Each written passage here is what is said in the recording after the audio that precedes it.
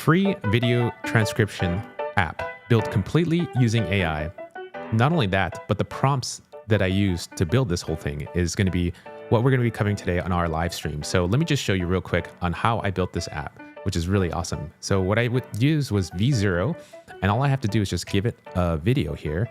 And what it's going to go ahead and do is going to go ahead and generate the transcripts. And in order to generate the transcripts, what I'm doing is I'm going to be using Groq on the back end. And so with Groq, it allows you to do the transcripts extremely, really fast. So I could just send the audio up and then like less than a second, I get a whole bunch of stuff back. And then from here, I should be able to download all my audio transcripts. And so I built this using V0. So v0.dev was what I used. And here's some of the prompts that I basically used to start to build it.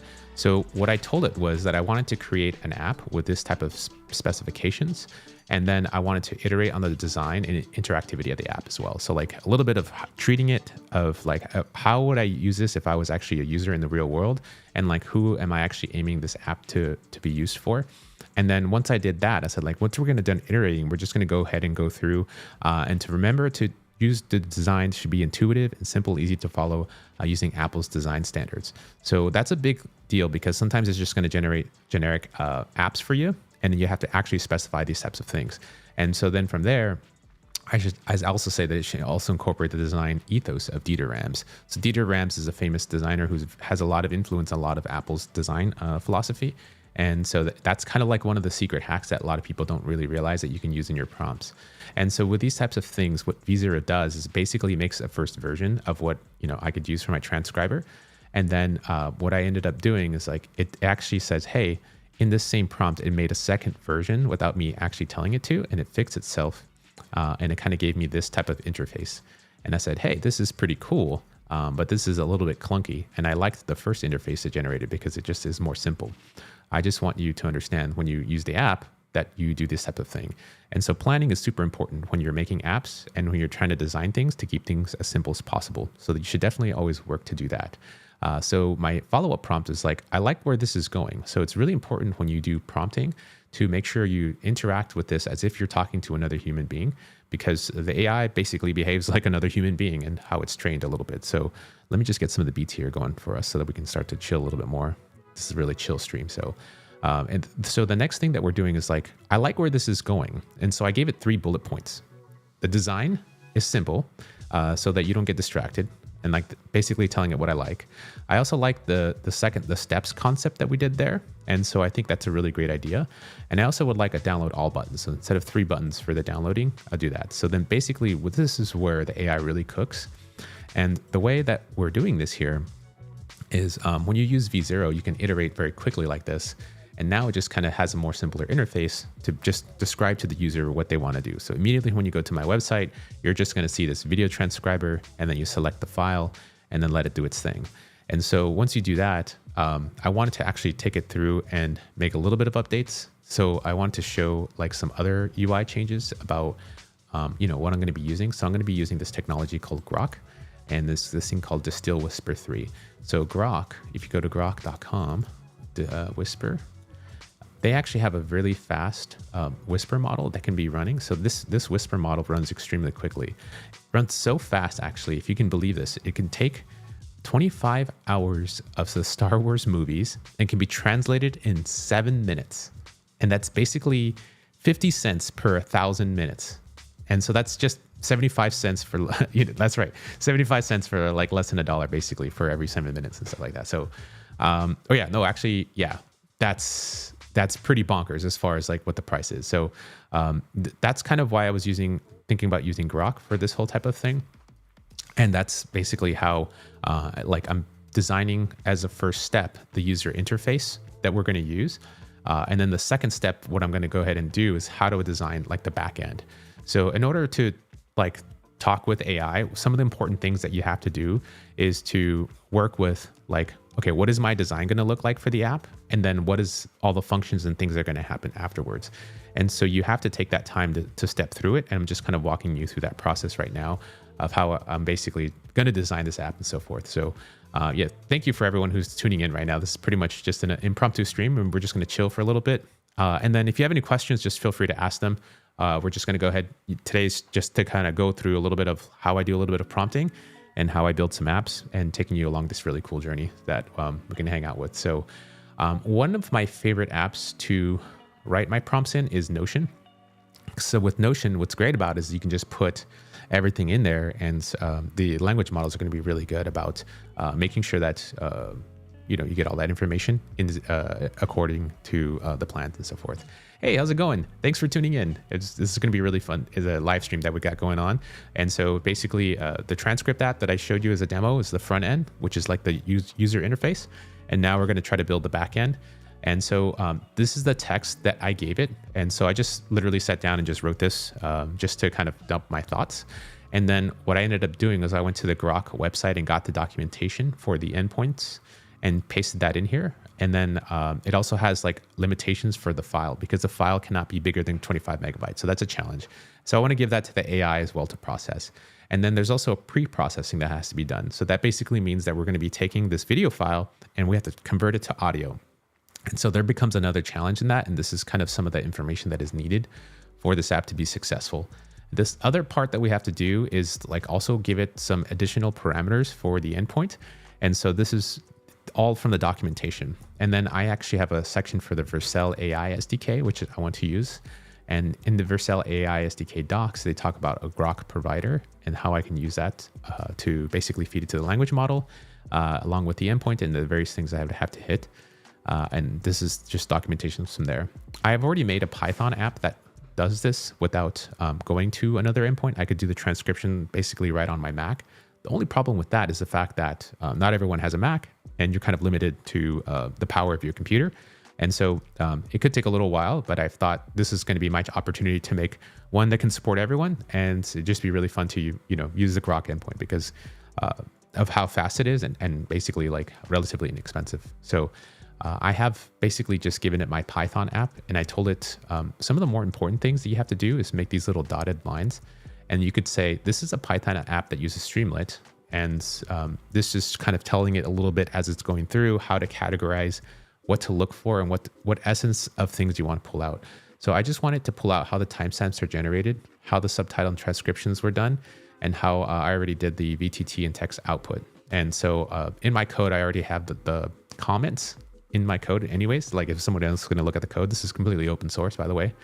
So you can take a look and see how this is already done. And so this is the app that I'm going to be doing is going to be done with Next.js and TypeScript. And so there's also another module that my friend Just Wrap API told me about, and he's on X, and he's making an open source version of Character AI, which is really cool. So I'll have to tell you more a little bit about that later. But he put me onto this FFmpeg that can be run in the browser. And then I went to the repo and was able to grab that code there for that. And then we have these types of things. So that's pretty much my mega prompt. And basically I've gone into Claude and I actually have a project. And in my Claude project, I have like a Next.js Tailwind instructions. And these instructions have guidelines for how I want my apps to be generated. So basically just popped into here. Let me just kind of move myself to the side. And then gave it the instructions, basically right from that entire Notion documentation, as you can see here, along with the code that I already have from V0, and then my Python app, and then some of the stuff that's related to Distill Whisper in that documentation. And so what basically Claude with Sonnet has already been able to do is it had already generated like the first version of the prototype. So it tells me the steps for how I would create the app. What do I do with the setup config file? And then what I'm going to do with the transcription file. So within here, basically this has the code already for the components. And then I have the main page here, which talks to the form, and also how to set up the API route. So this is already basically set up. And all I have to do is run it and we should be good. So that's basically a little bit of a walkthrough for how I was able to get my video transcriber app get all set up. So at the end of the day, if I do this and set up the endpoints, I just now have to work through debugging the entire file. So AI has been able to take my app idea, right? And I shoved it all in and generate this really nice interactive UI. So that's first step. So plan out your design, make sure that you have like those types of things established, or just write them down so that you can think your thoughts out loud, and then work on iterating. So the second key here for a good prompt is to make sure that it's simple. So if you tell the app to be simple and like follow some guidelines, like an app, like something in the wild that you already know exists to be very simple, that's going to be your biggest key. So the second key there is just making sure that, you know, your app is simple and easy to use. And so just nail down those types of things. And then the last part is just, you know, putting those instructions into the interface and then testing the user interface. So with V0, my favorite part about V0 is that it is interactive. And so you could make little demos of things of how the app works. And then the next step, like from there, is to basically take it to the next levels. Now take it to Claude, take it to these other types of things, and then give it as much information as possible for your backend. Like, how do you connect to the user interface to all the stuff that it needs to connect to so that it can start running your job? And because I already have code examples that I've already used and other people in the community may have already used or whatever, that's going to be very, very helpful to give it better direction for actually designing your app. So this is an app that I'm going to be publishing very soon as open source so that you can take a look at it. It's going to be free, which is going to be awesome. So you can run it on your own system, and then I'll have a hosted system as well. This is something that I already do for my streams and YouTube videos. And I thought, hey, I want to make this, and I want to make this available to everyone because I feel like, you know, this is something that is a huge learning opportunity. But the biggest part is that it's built with AI, which is so awesome. And I don't have to depend on anyone for that. So definitely appreciate everyone tuning in. So Kunal, hey, how's it going? This is awesome. For prompting. Yes, this is for prompting. Yeah, this is mostly like a prompt session, but I also wanted to take this opportunity to just kind of chill with y'all and to answer any questions because I haven't streamed for a little while, and I thought, you know, I got a little busy and I want to kind of connect with you as my audience. So this is pretty awesome. So, hey, built a product for prompting like to save and organize, etc. I'm sure you will love it. It's working on Cursor, VS Code, and it's called Nice Prompt. What is Nice Prompt? Is it niceprompt.com? Thing. I don't know if I type Nice Prompt. I don't see anything. But yeah, Aaron, please send me the link or whatever you got. So I'll pull it up. That'd be kind of cool. We can kind of code together. So this is just our chance to run and hang out. Yeah. So prompting is super important, which is really awesome. And if you're looking for some prompts to get started, like to reference what I was talking about, I actually have some prompts on rayfernando.ai. So that's rayfernando.ai. And I should have like a screen that comes up that should be able to show you my website, but I guess I don't have that right now, but that's okay. So rayfernando.ai. And this is one of my first live streams I did where I was actually showing everyone, you know, how to do this stuff. And at the very bottom, I actually have this markdown prompt. So this is the V5 version. And so this is the prompt that I pretty much primarily use, which is kind of what I have set up in my Claude Sonnet instance to generate code for me for Next.js. So this is something that's super, super useful. And I find these guidelines to be extremely handy. Claude Sonnet has a really big context window, and that just means you can put a whole bunch of stuff into it and then have it generate things for you. And so the best thing I find is to use this guy. So in order to use this guy, all you have to do is go to this little corner, hit the click, and then now it's copied. And then you can just paste it into your prompts. So you can just go to Claude AI/chats. And if you have the paid version, you can go to a project and just hit create a project.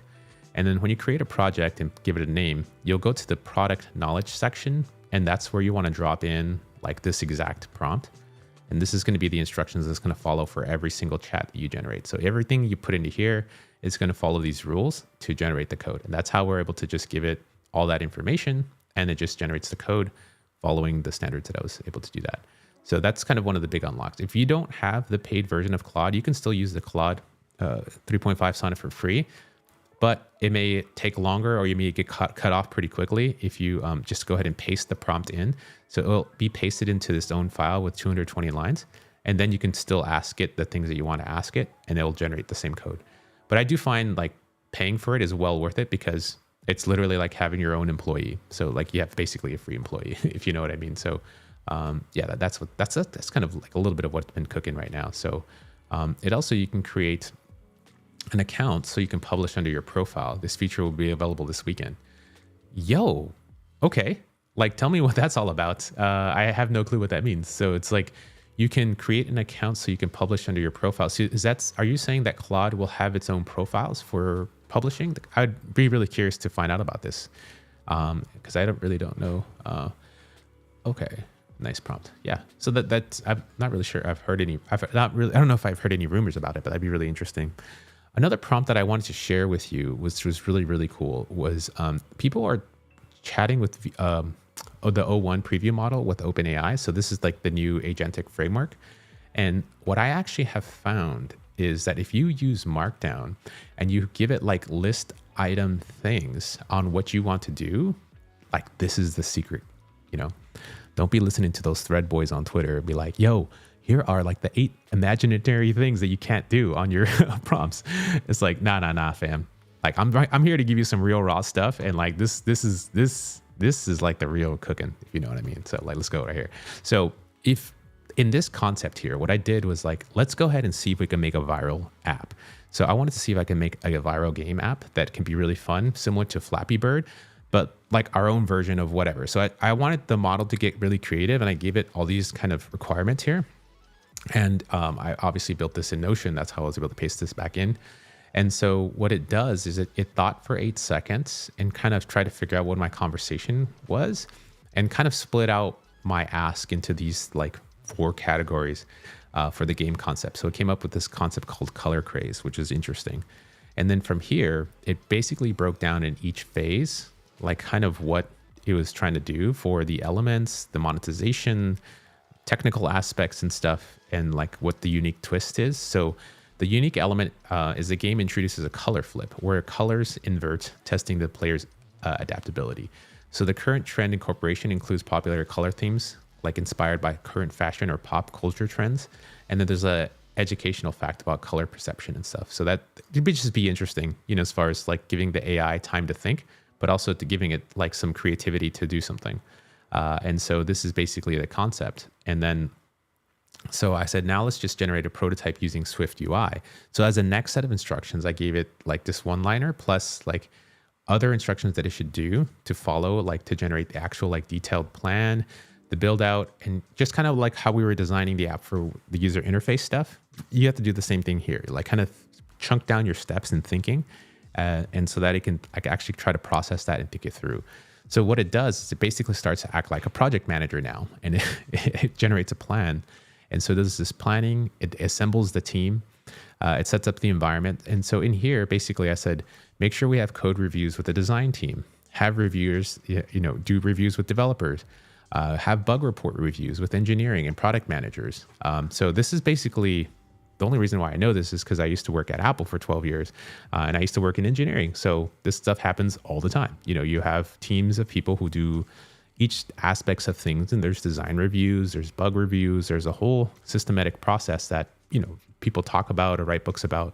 And so if you incorporate those into your instructions, you're basically replicating that same thing and giving it to AI. So just check this out. It thought for 15 seconds, which is awesome. And this is exactly what I wanted it to do. I was like, hey, make sure you think through these things a little clearly, so that way they can give me as much value as possible. So basically, this is the plan. Like there's like literally a project manager that goes through the plan, how it assembles the team, like even a QA engineer to test the game for bugs. And so this is like how you really start cooking on the new OpenAI model. And so just with that like couple of prompts, it's able to generate all of this really cool stuff. And you're like, damn, this is a really great plan. And so now you just say, now use the plan to generate the code in Swift UI. So then like, all right, cool. So then you put it back into a singular mode, and then it goes and generates the code for you. And you're like, dang, this is really cool. And so this is the code for the like different views, and it chunks it out by each section. And so it's really nice because the model now has more space to think, and it has more time to focus while keeping some of the other stuff in the context, which is really awesome. So it's like having your own developer with you. So this is like the app, and I could just ask it now, review the code and improve it. So like now I'm telling it to basically just review the code and see if it could do an iteration of improvement. And so while we give it this, it's like reviewing the code, ensuring accuracy, telling us the steps that it's doing basically. I'm just going to let this do its thing while we kind of answer some questions. So Alex says, is V0 better than Claude for front end? I would say so, because it seems to have a lot more of like its own like types of things like ShadCN. And there are other frameworks that it has built into V0 that it's using to generate stuff. And I feel like they're constantly updating and adding to the knowledge base there. So that's an advantage that I've seen so far. And I like to go back and forth between the two anyways. And then Evan says, hey, Ray, what are we building today? A game? No, I'm just kind of showing you a little bit about prompting and how powerful prompting is, and answering any questions for you as well. Right now, we're just kind of doing like a chill session. I just kind of went over a little bit about my transcript app and kind of how I'm building that out.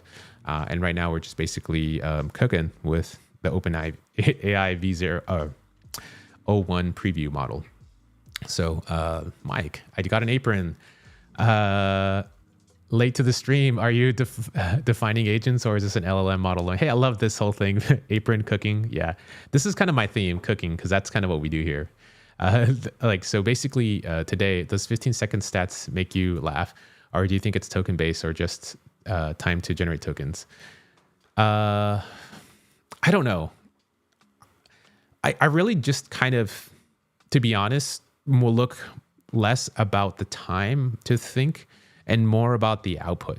So one of the secrets here, as you've been kind of seeing in my theme for prompting, is the fact that anything that's generated by an AI or not generated by me can be used to pass to another system.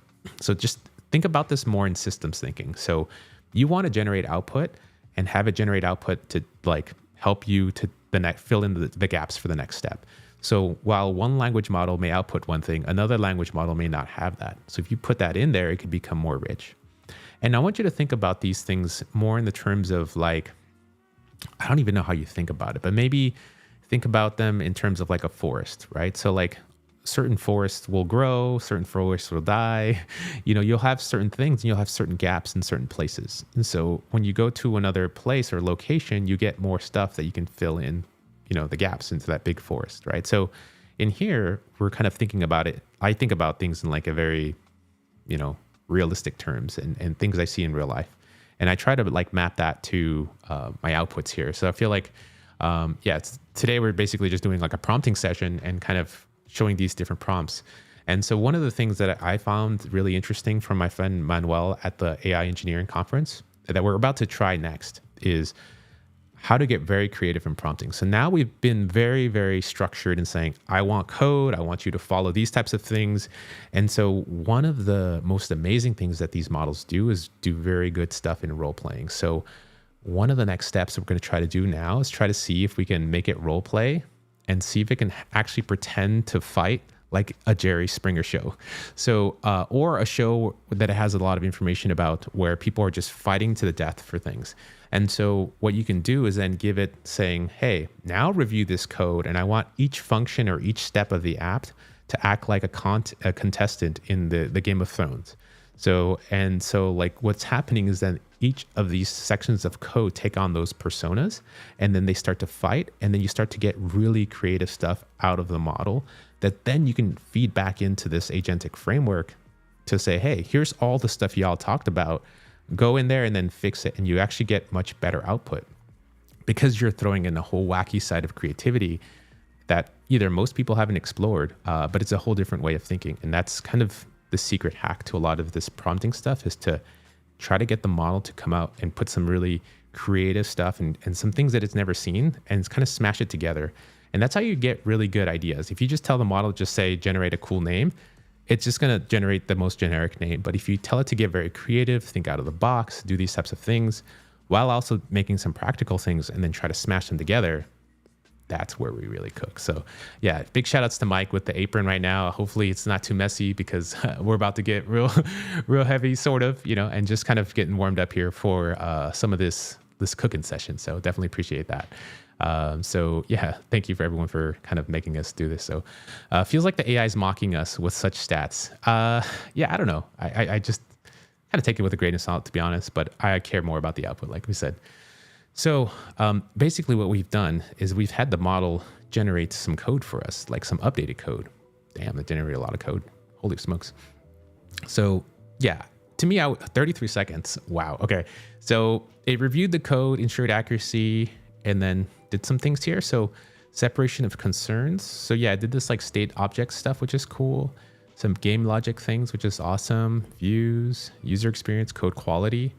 And so this is actually pretty cool. And so and so it just gave me the updated code, which is awesome. I'm not even sure if it's going to run, to be honest, but it's kind of a really interesting exercise just to make it do its thing here. And yeah, that's awesome. Wow. So the next steps for further improvement is to do these types of things, cross-platform. Okay. So I kind of want to throw the wrench in here, and that's to say, okay, now let's take on the persona of, let's pretend each section of the code is a contestant on the Jerry Springer show where they all fight to the death and see who the winner is. I think no, what's that name of that show? I think it's called not Survivor on the Survivor show. Survivor. Okay, because I think it has a lot of programs about like a lot of stuff in context about what that is. Let's pretend each section of the code is a contestant on the Survivor show where they all fight to the death to see who the winner is. Please play out the personas and make sure that the... Okay, let's just see what happens. I'm just going to keep it really short and just see what... I'm super curious on how O1 as a manager and V0 as a designer, Claude as a backend would work. How to cook faster with these. That would be interesting. V0 design. I mean, I'm all about smashing these models together, making them think differently. So, yeah, let's do this. So, welcome to Code Survivor Swift UI Island Edition. Let's go. So, content view is a charismatic leader. Game manager is like the mastermind. This is interesting. So it just took its own personas for each of these types of things. Main foundation is the foundational elder everyone relies on. Like that. Dude, that's hilarious. That's so awesome. And so day one, the introduction. Like this is like a literally show, the popularity contest. Interesting. So the hidden agendas. Wow. Okay. So it basically kind of wrote out this cool script. And so it... So optimizations. Okay. So stay tuned for the next week. Now review and implement the changes in the code so it is the best user experience following the survivor. Okay, let's just do that. Let's just see what happens. So I wonder how many more requests I got left because there's only so much I have for this model, but this is kind of fun. This is kind of why I want to do live because I can only really do this once. So, all right. So here's the code improvements. So interesting. So based off the best user experience, the goal is to make color craze more engaged, responsive, enjoyable to players. So key areas for improvement are here. Okay. And here's the updated code. So with explanations for each change. And so high score.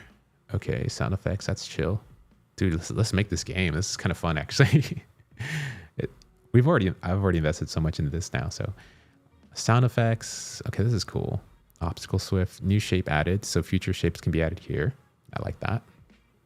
Orb view, which is cool. Facial expressions. And then there's some scale effects. Yeah, who's down to make this game with me right now? This is really fun. I'm really enjoying this. Game overview. Okay.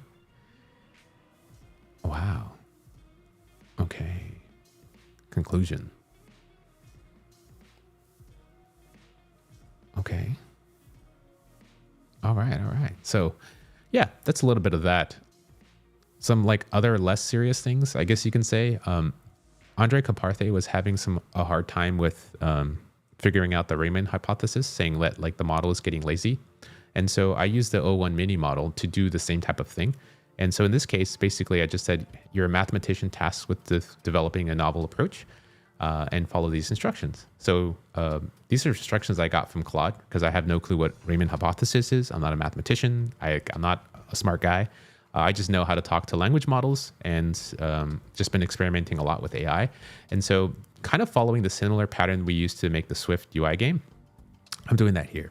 So we're telling it to like make a novel approach, mathematical tools, like generate a proof and like do these types of verifications.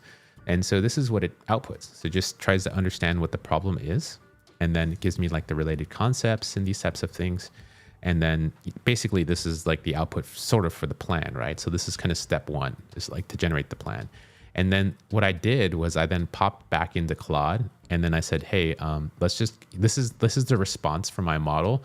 Like, what should I respond back with so that I can, tell it to proceed with the next steps? Because I'm not a mathematician, but maybe Claude would know, because Claude seems smart enough to do that.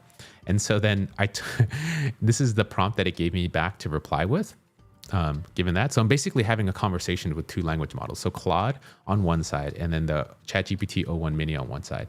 Because, once, I don't know, if you have two smart people talking to each other in a room, it's much better than like me. I'm like not that smart. I'm not even into this whole realm, but I can just kind of guide the conversation, kind of like a podcaster or something would, right? So this is kind of where then it just starts to spit out even more really cool stuff. I was like, I have no clue what this means, but hell yeah, look at this. Like we're like solving physics problems. I bet you like some 8th grader is going to solve some really difficult math challenge and literally just going to be done through prompts. And that is just going to be game over. But you're getting a little bit of sneak peek of how we do this right here. So just also trying to inspire you to think a little bit out of the box. You don't have to follow what everyone else is saying online. Just this is kind of what I'm seeing, and I want to share this with you because I think this is super cool. I don't know what you can do with this, but if somebody solves some like amazing cancer thing through this whole AI stuff, dude, we're all better for this. So like share as much as possible. Nothing should be gatekept, if you know what I mean. It's the age of AI, so we're just gonna generate our way through really complicated solutions, I feel. So here we are. It just outputs all of this stuff. It's like really insane if you think about it. You're like, holy man. Like, I don't think this model is lazy. I think it just needs to like follow these prompts. So in essence, just to summarize, if you're going to play around with the new O1 models, you got to give it like a markdown list with these numbers, and then give it like little dashes for each section about what you want it to do. So you want it to either think like a company, think like, some steps through, talk. Maybe if you're having some trouble doing this, just go ahead and use another language model like Claude and say, hey, I'm speaking to a language model that's very agentic, and it seems to follow through with like very specific steps and procedures. So make sure, go ahead and this is kind of my general idea of how I want to accomplish this, and give me those instructions so I can hand that off to that new language model.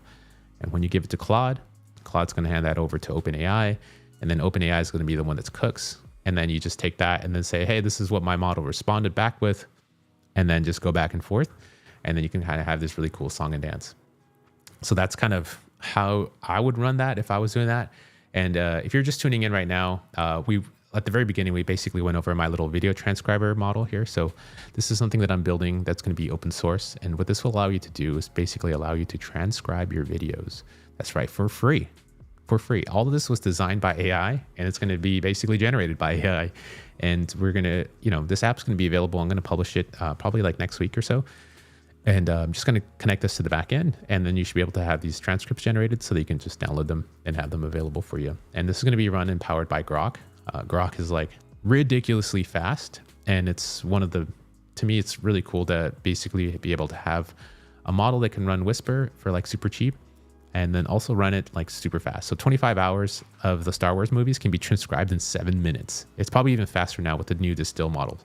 So it's like, and it's actually, cheaper and faster than OpenAI's stuff. So these guys are just goated as hell. So I'm really excited to build this and make this come to life for you, because I already made a version that's runs on your computer with Python, but not everyone can run Python and do those types of things. So I thought, I'd have an open source version that you can use to try to run that. If not, I'll probably have a hosted version that y'all can use and support your boy on that. So also, I have a thing that I'm starting to run. It's called StartMy.ai. So I'm doing this experimental workshop, and I'm probably only going to really just do one of these. So make sure you sign up. It's for free.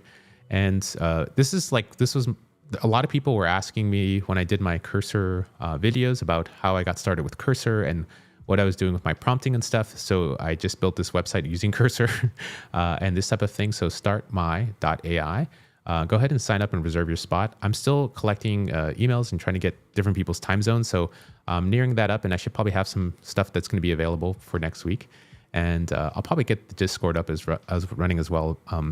Here's like a little bit of insight as far as like kind of the way that I was thinking about this was I actually just want to build apps. I love building apps. I love using AI stuff, and I want to keep you in the loop of things.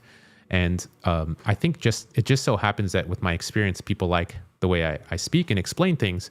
But that's like my main passion is actually more making apps. So I'd rather have you come along for my journey and then maybe have a Discord available or something where everyone could just kind of pop in and then like help each other. So I think the goal is just to make sure that everyone can pop into a community and help each other. And, I really just want to focus more on making apps, less on making like instructional content, because there are a lot of really good instructors out there who are really good at like teaching and doing those types of things. And just a little bit of background for me, I used to be an engineer at Apple for 12 years. And I spent most of my life, working on the client side apps and more specifically in the very low levels of things, and worked on some really crazy and cool projects and got to see a lot of cool stuff behind the scenes. And so just me using software, a lot of people are just learning just by, the way I ask questions or the way that I'm going through and solving problems. So I just want to take you on my journey. If you haven't had a chance to, you can subscribe at Ray Fernando 1337 on X, and also on YouTube as well. So youtube.com/@RayFernando1337 is kind of where you'll find my YouTube channel. And that's kind of where we're going to be, have my live streams, I have my videos and stuff that I'll have up, and meet some founders and various things. So you can find me there. Also x.com/RayFernando1337 is basically where I'm at here. So this is kind of me. And so people had been asking me, as part of the reason for today's stream is like crafting AI prompts. So this was like the biggest thing that people wanted today, was to figure out like, how do you craft your AI prompts? And what I gave you was just a small sneak preview of kind of what I did to just generate an app. And my next goal is to try to make some more specific content related to that. But my first priority is really just building apps. So building apps, as I learn, I'll share what I learned with you and kind of take you along that journey, because this is something I just built. And I thought, hey, this would be a good opportunity to kind of share that with you. And definitely appreciate everyone who's been able to tune in and just kind of drop some of the comments and stuff. So that's really much appreciated. So big shout out to everyone who's been able to join me in my stream. And I'll catch y'all in a little bit. All right. Peace out.